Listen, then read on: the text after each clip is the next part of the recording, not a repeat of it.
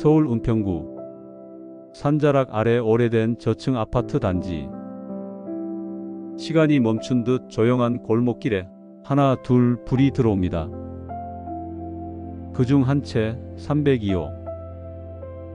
72세 정영자 씨의 방 창문에도 새벽 5시 40분 은은한 불빛이 켜졌습니다.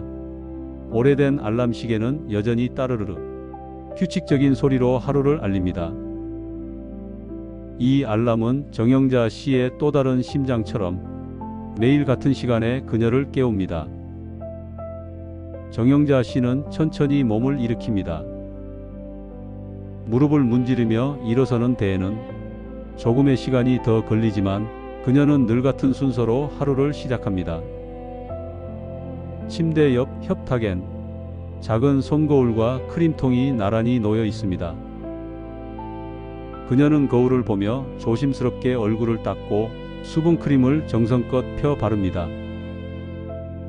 아이들이 내 얼굴을 처음 마주할 때 따뜻한 인상을 남기고 싶어서입니다. 작년 생일에 아들이 사준 연보라색 바람막이를 꺼내 입고 고무줄이 느슨한 운동화를 신습니다.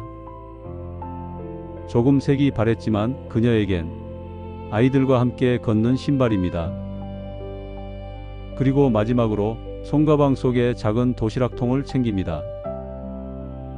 간식 시간에 같이 나눠 먹자고 조그만 귤 몇 개랑 오이 썬 거 넣었어요. 아파트를 나서면 바람이 볼을 스칩니다. 몸을 웅크리며 단지 밖으로 걸어 나가고 동네 문구점 옆 횡단보도를 건넙니다. 어린이집까지 도보 10분 남짓. 매일 걷는 이 길은 이제 그녀의 출근길입니다. 이른 아침, 세상이 아직 깨어나지 않은 시간.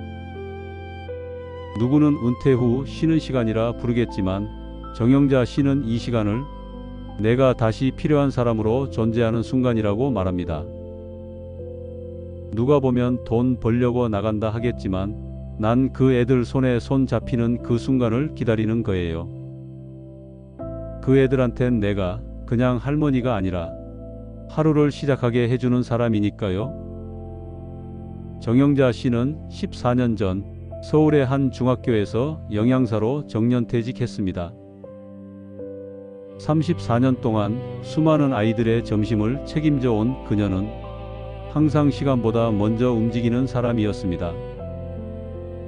이른 새벽 5시 시장에서 장을 보고 아직 어두운 조리실 불을 제일 먼저 켜던 사람이었고 수백 인분의 국을 끓이고 밥솥을 체크하고 때로는 조용히 식판 위 김치를 다시 정리하던 누구보다 부지런한 손이었습니다.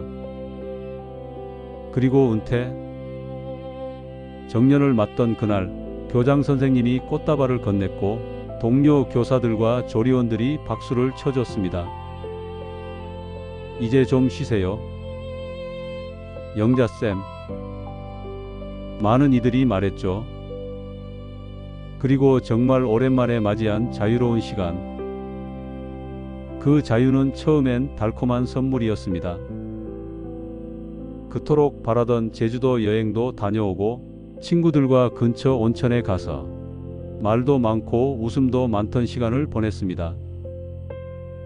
점심시간엔 소파에 누워 낮잠도 자고 백화점 문화센터에서 서예 강좌도 듣고 공원에서 걷는 산책길에 노을 진 하늘을 오래도록 바라보기도 했죠.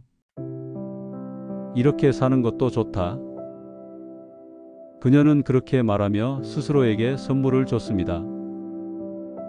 하지만 그 시간은 오래가지 않았습니다. 2년, 3년이 지나자 하루의 리듬이 무너졌고 몸은 쉬어도 마음은 점점 무거워졌습니다. 하루 종일 TV만 틀어놓고 누군가 부르는 소리 하나 없는 거실에서 혼자 국을 덮이고 밥을 말아먹는 일이 당연한 일상이 되었습니다. 말을 하루에 한마디도 안 할 때가 많았어요. 누가 나한테 전화를 하거나 문을 두드리는 일이 거의 없거든요. 사람과 사람 사이의 대화보다 가전제품과의 상호작용이 많아진 생활. TV 소리가 유일한 배경음악이 되고 전화는 대부분 보험이나 광고. 자녀들은 각자의 삶에 바쁘고 친구들은 허리, 무릎, 심장 하나 둘씩 몸이 아프다며 자주 보던 얼굴들이 점점 멀어졌습니다. 그러다 어느 날 거울 앞에서 자신의 눈빛이 낯설게 느껴졌습니다. 내가 이렇게까지 혼자였나? 청소기를 돌리다 멈추고 시계를 보며 멍하니 창밖을 바라보던 그날, 문득 마음 한구석에서 작고 차가운 목소리가 들렸습니다. 나는 더 이상 필요한 사람이 아닐지도 몰라. 그녀는 한때는 분주했던 사람, 누구보다 바쁘고 누구에게든 도움이 되던 존재였습니다. 하지만 지금은 다소곳이 접힌 앞치마 한 벌이 그 시절을 말해줄 유일한 흔적이 되어 싱크대 옆에 걸려 있었습니다. 이 시점이 바로 그녀가 다시 밖으로 나가야겠다는 마음에 씨앗이 움트던 순간이었습니다. 지금은 잊힌 듯 조용해진 이 시간이 역설적으로 정영자 씨를 다시 세상과 연결시킬 준비를 하게 만든 시간이기도 했습니다. 정영자 씨가 그날 복지관 앞에 선 건 버스를 타기 위해서였습니다. 장 보러 가는 길. 버스는 좀처럼 오지 않았고 그녀는 잠시 벤치에 앉아 추운 손을 서로 비볐습니다. 그때 눈에 들어온 건 복지관 출입문 옆 작은 게시판. 작은 종이들이 가득 붙어 있는 그 게시판은 평소엔 그냥 스쳐 지나가는 풍경이었습니다. 하지만 이상하게도 그날은 눈에 들어왔습니다. 그리고 그 한가운데 눈에 띈 밝은 노란색 전단지 한 장. 시니어 보조교사 모집.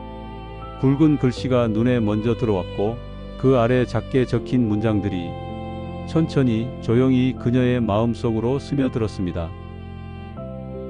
65세 이상, 기초연금 수급자 우대, 경력 무관, 아이를 사랑하는 분 환영합니다. 그녀는 무심코 종이를 찢어 가져가려다 누군가 또 볼 수도 있잖아 하는 마음에 조용히 핸드폰으로 사진을 찍었습니다. 버스가 도착했지만 그녀의 머릿속은 이미 다른 방향을 향하고 있었습니다. 그날 집으로 돌아온 정영자 씨는 장을 다 정리한 뒤 식탁 위에 휴대폰을 올려놓았습니다.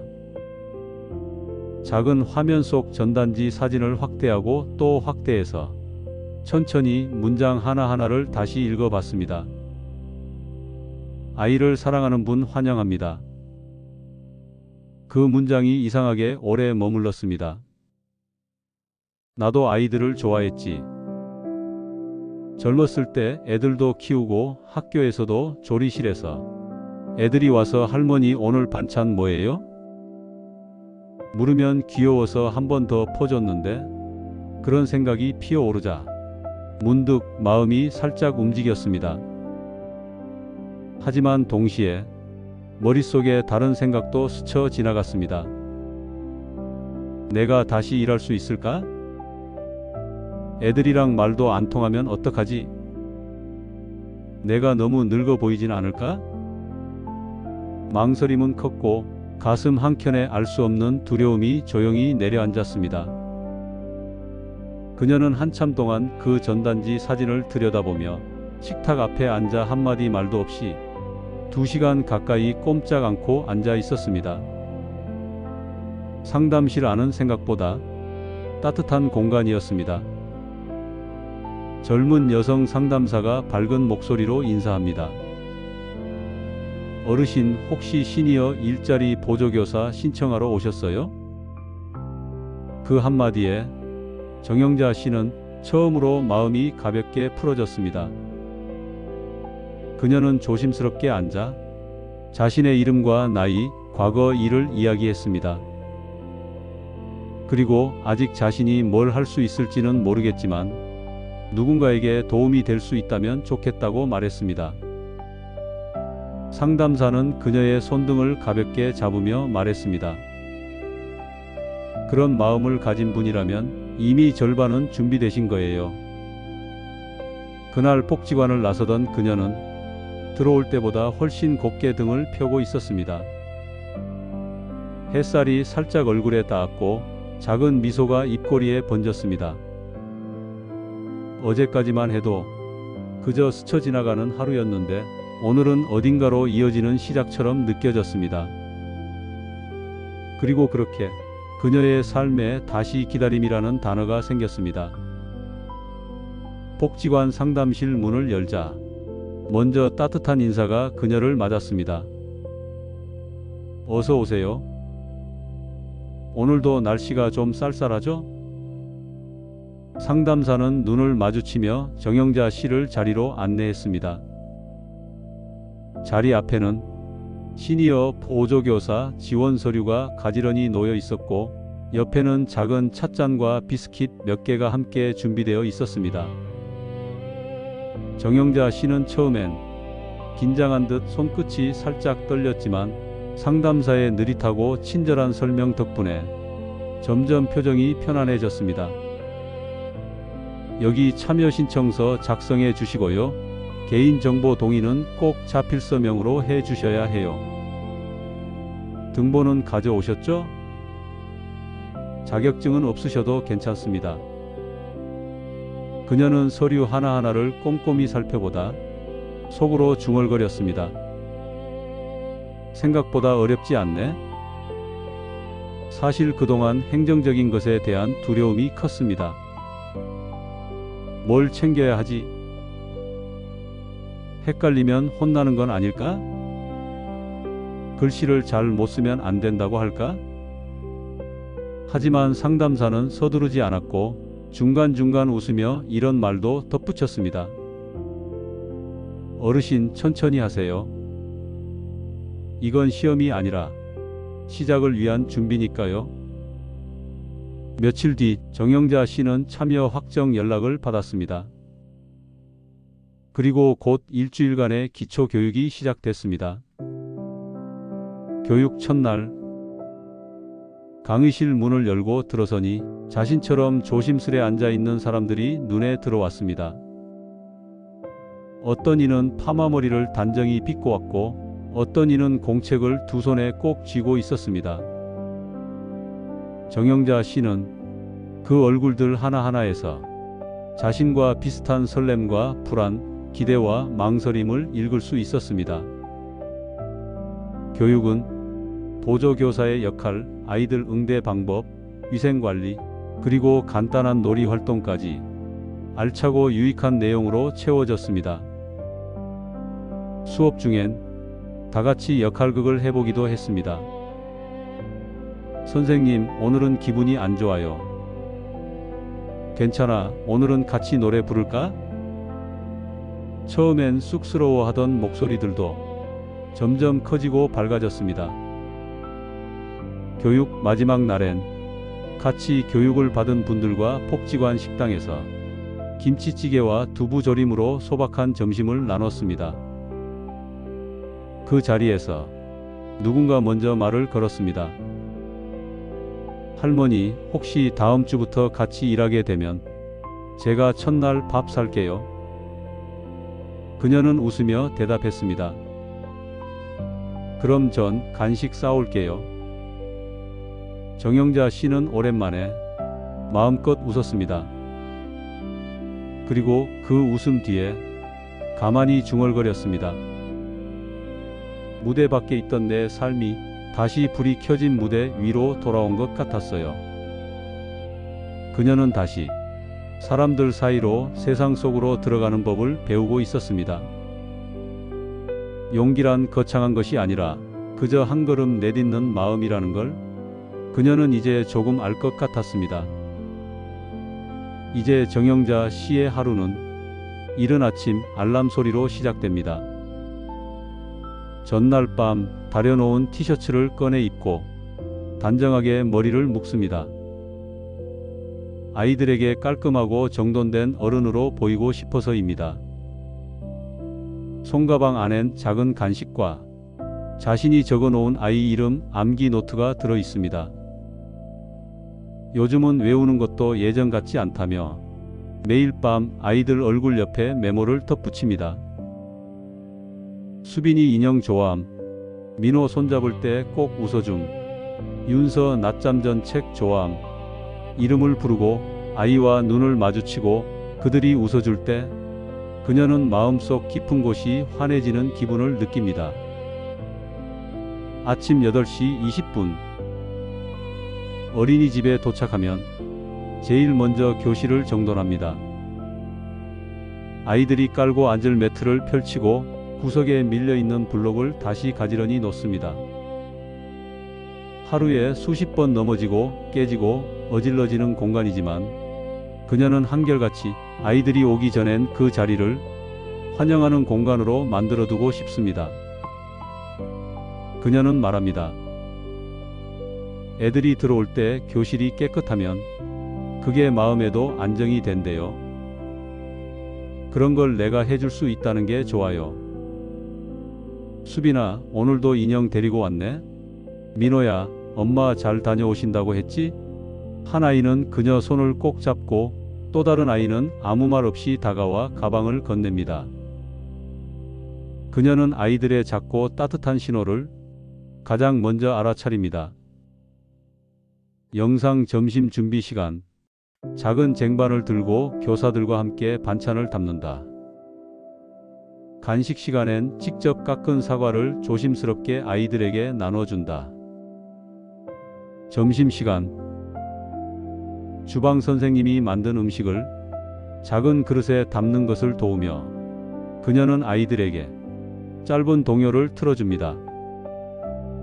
우리 밥 먹자, 냠냠냠. 손 씻고 자리에 앉아요. 어린 시절 자녀에게 불러주던 노래가 이젠 또 다른 아이들의 일상이 되어 돌아옵니다. 낮잠 시간. 불이 꺼지고 커튼이 드리워지면 그녀는 아이들 사이를 천천히 걷습니다. 한 아이는 그녀의 손을 잡은 채 잠들고 또 다른 아이는 그녀의 무릎 위에 조용히 머리를 뉘입니다. 그녀는 아이의 머리를 쓰다듬으며 나지막이 책을 읽어줍니다. 달님이 물었어요. 오늘 하루는 즐거웠나요? 그 순간 그녀는 말합니다. 이 아이들이 내 손을 꼭 잡고 할머니 내일 또 오세요 할 때 나는 다시 살아있는 사람처럼 느껴져요. 한 달에 받는 월급은 결코 많은 액수가 아닙니다. 하지만 정영자 씨는 그 봉투 안의 숫자보다 더 큰 것을 받았습니다. 내가 다시 누군가에게 필요한 존재라는 감각. 나도 여전히 세상 속에서 일할 수 있다는 믿음. 그리고 무엇보다 스스로 번 돈으로 사는 떡 한 조각이 이렇게 맛있을 수 있구나 라는 자존감. 애들아, 내일 간식 가져가게 하며 웃는 장면. 월급으로 뭐 하셨어요? 라는 질문에 그녀는 조용히 대답합니다. 애들 좋아하는 바나나 샀지. 내가 처음으로 내 돈으로 애들 간식 산 거거든. 이제 정영자 씨에게 직장은 돈을 벌기 위한 공간이 아니라 하루의 리듬이 생기고 존재의 이유를 확인하는 자리가 되었습니다. 그녀는 말합니다. 나는 더 이상 끝이 아니라 매일 시작을 하고 있는 중이에요. 요즘 정영자 씨는 동네에서 마주치는 어르신들과 자주 이야기를 나눕니다. 요즘 어디 다니세요? 어디 그렇게 아침마다 부지런히 가시는 거예요? 이웃들의 물음에 그녀는 머뭇거리지 않고 대답합니다. 어린이집에요. 애들 보조교사로 일해요. 재밌어요. 하루가 금방 가요. 그 말을 들은 이웃 어르신은 놀란 듯 눈을 동그랗게 뜹니다. 아니, 그 나이에 무슨 일을 해요? 난 이제 허리도 아프고 귀도 잘 안 들리고 젊은 사람도 일 못 구하는 세상에. 그럴 때마다 정영자 씨는 잠시 웃고는 조용히 그러나 단호하게 이렇게 말합니다. 그 나이에도 할 수 있는 일이 있어요. 우리가 젊은 사람처럼 빠르게 움직이진 못해도 그 나이에 맞는 일이 있어요. 우리한테 딱 맞는, 딱 필요한 일. 이제 그녀는 단지 자신이 일하는 것에 그치지 않고 다른 사람의 삶도 움직이게 하는 사람이 되었습니다. 복지관에 같이 온 이웃의 손을 잡고 상담실 문까지 데려가기도 하고 집 앞에서 전단지를 나눠주며 신청 방법을 천천히 알려주기도 합니다. 이거요, 신청서 어렵지 않아요. 등본이랑 신분증만 있으면 돼요. 일주일 교육받으면 저처럼 금방 적응돼요. 그리고 무엇보다 그녀는 이렇게 말합니다. 어르신, 우리도 누군가한테 다시 필요해질 수 있다니까요. 우리 손이, 우리 말 한마디가 누군가에겐 하루의 힘이 될 수도 있어요. 정영자 씨는 이제 스스로를 도움받는 사람이 아니라 도움을 주는 사람으로 인식합니다. 누군가에겐 작은 종이 한 장, 짧은 설명 하나일지 몰라도 그것이 누군가의 인생 두 번째 문을 여는 열쇠가 될 수 있다는 것을 그녀는 몸으로, 마음으로 알게 된 것입니다. 아이고, 요즘 애들 보러 가신다면서요? 네, 오늘은 귤 싸가요. 우리 윤서가 귤 잘 까먹어요. 평범한 대화 속에서도 그녀는 세상과 사람들과 조금 더 가까워졌습니다. 이전에는 문을 열고 밖으로 나가는 일이 막막하고 어색했지만 이제는 세상이 그녀에게 다시 말을 걸고 있다는 것을 느낍니다. 그녀에게 노인 일자리는 단지 월급을 받는 제도가 아닙니다. 그것은 나라는 사람의 존재를 다시 확인시켜주는 통로, 잊힌 이름의 역할이라는 빛을 더 씌워주는 마법이었습니다. 이제 그녀는 누구의 엄마도 누구의 아내도 아닌 정영자라는 이름 그대로 아이들에게 필요한 사람, 이웃에게 용기를 주는 사람이 되어가고 있습니다. 나이는 숫자일 뿐이라는 말, 때론 공허하게 들립니다. 하지만 어떤 숫자든 의미 있는 하루를 채워가면 그 나이는 시간이 아니라 자랑이 됩니다. 책상 위에 놓인 명찰을 천천히 바라본다. 어떤 이는 오랜만에 출근이라는 단어를 다시 쓰기 시작했고, 어떤 이는 퇴직 후 막막했던 공백에 작은 기쁨을 덧칠했습니다. 누군가는 하루를 기다릴 이유가 생겼고, 누군가는 누군가와 다시 인사를 나눌 기회를 얻었습니다. 그리고 그 변화는 생각보다 크고 깊은 울림을 만들어냈습니다. 하루에 딱 2시간 나가는데도 달라요. 집에 돌아오면 기운이 나요. 경비원 일자리에 참여 중인 69세 이영철 씨. 애들한테 선생님 소리 듣고 처음엔 어색했는데 이젠 그 말이 나를 살아있게 해요. 어린이집 보조교사 김명자 씨 74세. 처음엔 내가 뭐하러 싶었는데 이젠 사람들이 나를 기다려요. 노노케어 활동가 최기호 씨 77세. 이들의 말은 일자리가 아니라 존재의 자리를 다시 찾았다는 선언입니다. 시니어 일자리는 복잡하거나 멀리 있는 것이 아닙니다. 우리 동네 복지관, 시니어 클럽, 시군구청의 노인복지 담당 부서에서 누구나 문을 두드릴 수 있습니다. 단 몇 가지 서류와 조금의 용기만 있다면 새로운 하루의 열쇠는 손에 쥘 수 있습니다. 보조교사 정영자. 그녀는 조용히 그것을 손바닥으로 쓰다듬는다. 이제 그녀는 누구의 엄마도 누구의 아내도 아닌 정영자라는 이름 그대로 아이들에게 필요한 사람, 이웃에게 용기를 주는 사람이 되어가고 있습니다. 나이는 숫자일 뿐이라는 말, 때론 공허하게 들립니다. 하지만 어떤 숫자든 의미 있는 하루를 채워가면 그 나이는 시간이 아니라 자랑이 됩니다. 실버 택배, 실버 카페, 노노케어, 보육활동, 교통안전 도우미 등 다양한 시니어들이 정영자 씨처럼 노후에 다시 일이라는 단어와 만난 사람들, 그 수는 지금 전국에 수십만 명에 달합니다. 누군가는 실버 택배로 아파트 단지 계단을 오르내리고 누군가는 실버 카페에서 에스프레소 머신을 능숙하게 다룹니다. 어떤 이는 보육 보조교사로 아이의 손을 잡고 어떤 이는 노노케어 활동가로 외로운 이웃의 초인종을 눌러 조용한 오후의 안부를 전합니다. 그들이 하는 일은 다양합니다. 공공형, 사회서비스형, 민간형.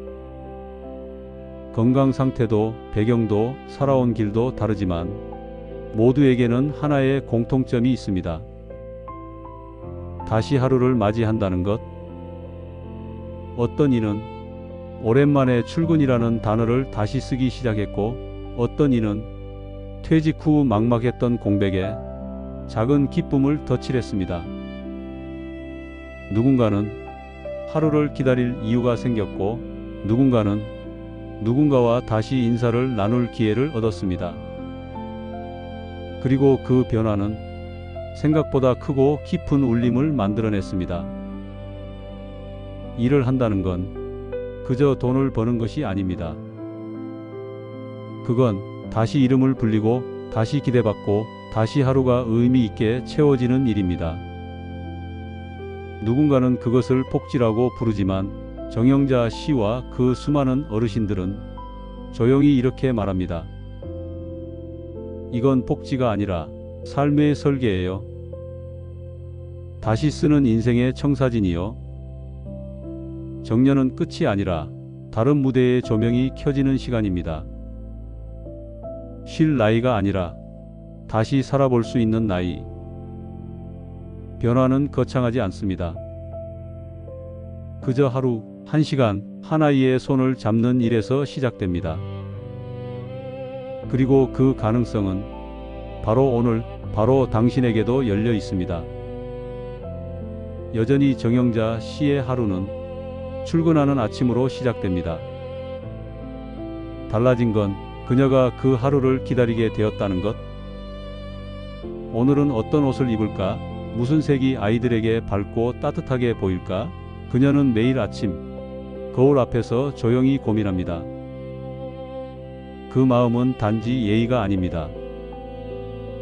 누군가의 하루의 시작이 나로부터 시작되니까. 그녀는 작은 독서 안경을 쓰고 손끝으로 책장을 넘긴다. 주말이면 새로운 동요를 외우고 그림책을 반복해 읽어봅니다. 오늘은 뭐 읽어줄까? 윤서는 지난주에 동물책 좋아했지. 민호는 탈 것 이야기 들으면 집중을 잘했어. 누구보다 조용하고 누구보다 진심인 그 준비 시간은 어쩌면 그녀에게 하루 중 가장 설레는 순간일지도 모릅니다. 수빈아 왔구나. 오늘은 인형 없네. 지호는 코트 혼자 입었네. 잘했어. 어른의 눈엔 지나칠 수 있는 작은 변화 하나하나를 그녀는 절대 그냥 넘기지 않습니다. 왜냐하면 그녀는 알고 있습니다. 아무도 몰라주는 걸 알아주는 사람이 아이에게 어떤 의미인지 그녀 역시 그런 존재가 되어가고 있습니다. 할머니 내일도 와요? 그 말에 정영자 씨는 아주 조용히 가장 환한 미소로 대답합니다. 그럼 오지. 내가 너 보고 싶어서라도 와야지.